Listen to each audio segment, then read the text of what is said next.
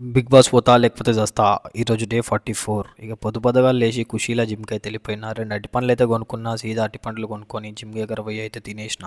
రాత్రి అంతా ఇంట్లో అస్సలు నిద్రనే లేదు. దోమలతో ఒకటే దమ్దమ్ అవుతుంది. ఆల్ అవుట్ పెట్టినా సస్తలేవు, దోమల బతి పెట్టినా సస్తలేవు, ఏం పెట్టినా సస్తలేవు. అవి ఏందో ఏమో నాకు అస్సలు అర్థమవుతలేదు. ఈ దోమల గుద్దలదం ఏందో ఏందో. ఇక జిమ్కి అయితే వచ్చేసి ఈరోజు అయితే షోల్డర్ వర్కౌట్ అయితే చేసేసిన. ఇంత జల్దీ పోదాం అనుకున్నా, అస్సలు టైం అయితే సరిపోతలేదు. ఈ రోజు కూడా అస్సలు టైం సరిపోలేదు.